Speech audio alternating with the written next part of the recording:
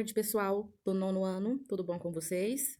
Bem, essa semana, né, a nossa aula aqui será bem rápida, devido a vocês estarem realizando as avaliações hoje de geografia, matemática e educação física. Então, eu quero que vocês realmente se dediquem na realização dessas avaliações, ok? E hoje a gente só vai fazer a leitura do texto que eu passei no bloco 3, né? Então, a gente faz a leitura, vou fazer a explanação, a explicação do texto, né, relembrando alguns conteúdos que nós estudamos anteriormente. E na semana que vem, na sexta-feira, eu coloco aqui para vocês a correção das atividades, ok? Em continuação dessa aula de hoje, do bloco 3, ok? Como vocês não receberam bloco de atividades nessa semana, né, que foi a semana de feriado do carnaval, então nós faremos a correção na próxima semana. Mas hoje eu quero falar um pouquinho para vocês desse conteúdo, né? Alguns de vocês estudaram um pouco dele no ano passado, né? A gente não aprofundou neste conteúdo e talvez alguns alunos que vieram de outra escola, talvez não tiveram uma oportunidade de estar estudando, né? Não entrou na grade curricular de vocês, né? Devido à pandemia, a gente teve que alinhar os conteúdos, né?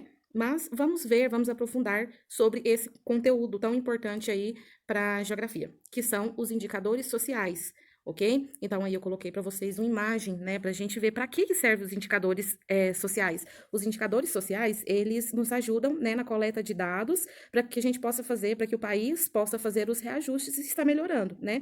Então, para acabar com a fome, aí na figura 1, para melhorar, né, a educação, uma educação básica de qualidade, para igualar, né, a valorização da mulher, principalmente na questão de emprego, né, na questão salarial, reduzir a mortalidade infantil também, melhorar a saúde das gestantes, combater a AIDS, a malária e outras doenças também, melhorar a qualidade de vida e o respeito ao meio ambiente, e todo mundo trabalhando pelo desenvolvimento.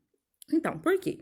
Porque os indicadores sociais, eles são dados coletados, né, que nos ajudam a combater, a encontrar o problema daquele determinado país, daquela determinada região. Então, com os dados indicados por esses indicadores, que o governo consegue fazer as intervenções. Por exemplo, se tiver muita mortalidade infantil, né, muita mortalidade nas maternidades, ele vai avaliar se a gestante ela está sendo bem tratada, se ela está tendo um tratamento adequado, né, se todas as pessoas, né, não tiverem, se a maioria das pessoas não tiverem acesso à educação básica, então ela vai buscar meios, soluções para tentar melhorar, né? Ver também a questão da fome, da miséria, né? Ela vai tentar combater, procurar medidas, políticas públicas como forma de combater esses problemas, que são encontrados aí a partir dos indicadores sociais.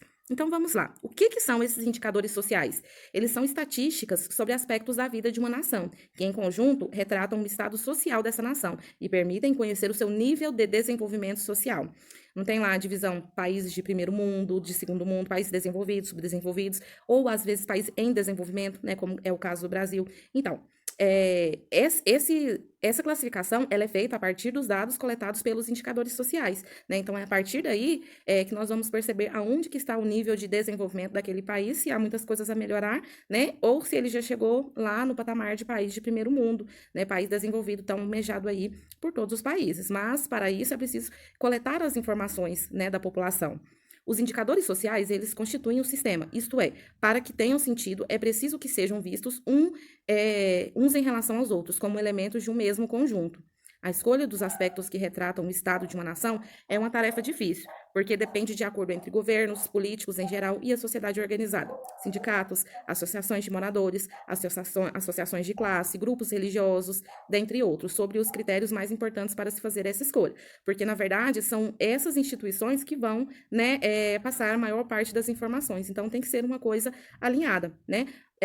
Não só com essas classes aí, né, mas na parte da medicina também, por exemplo, né, os hospitais, eles são responsáveis por repassar para o governo a quantidade de pessoas que morreu por determinada doença, né, ou na maternidade também, ele emite uma declaração da quantidade de bebês que nascem mortos ou que morrem no primeiro mês, né, então tudo isso é utilizado aí, é repassado para se fazer o cálculo para os indicadores sociais. Olha, vamos aí a um exemplo.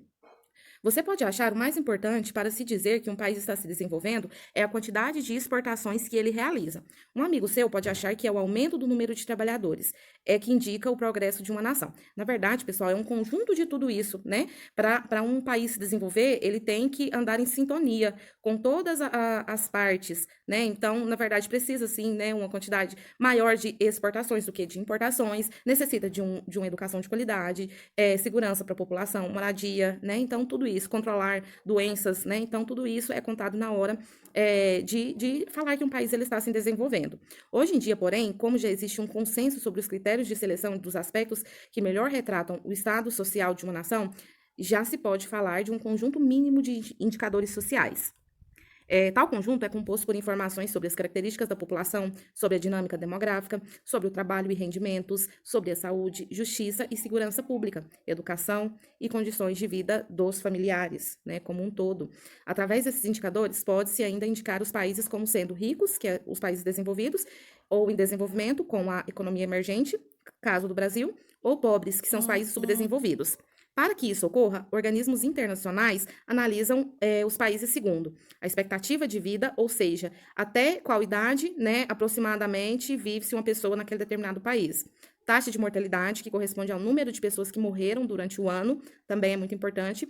Taxa de mortalidade infantil, né, que mostra aí se as gestantes elas estão tendo bom atendimento, se há algo a melhorar, né, corresponde ao número de crianças que morrem antes da idade de completar um ano, né? Então, se muitas crianças morrem antes de completar um ano daquele determinado país, algo a se investigar e tentar combater, né, a razão, o motivo daquelas mortes.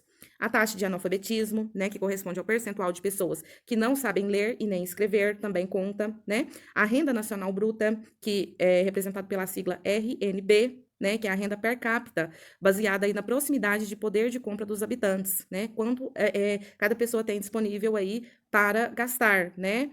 Tirando a sobrevivência. A saúde, né, que se refere à qualidade da saúde, a alimentação, que se refere à alimentação mínima, que uma pessoa necessita, cerca de 2.500 calorias, e se essa alimentação é equilibrada, né? Uma política pública aí para tentar combater o problema da alimentação é o Bolsa Família, né, que é pensado justamente nessa questão de garantir a alimentação básica daquela família. Condições médico-sanitárias, acesso a esgoto, água tratada, pavimentação, entre outros, a qualidade de vida e ao acesso ao consumo, né, corresponde ao número de carros, de computadores, televisores, celulares, acesso à internet. Então, tudo isso, todos esses indicadores aqui, né, eles são coletados para que possa se fazer a intervenção necessária naquele país. E de acordo com o resultado desses indicadores, que um país ele é classificado como desenvolvido, subdesenvolvido ou emergente. Então, tá aí a importância dos indicadores sociais em uma sociedade, em um país, ok? Então, essa foi a aula de hoje, espero que tenham entendido. Não se esqueçam que na semana que vem a gente vai fazer a correção das atividades que foram posterior a esse texto, né? Que são essas atividades aqui, tá bom? Atividade 1, 2, 3, 4, 5, ok? Boa prova para vocês e bom final de semana. Tchau, tchau.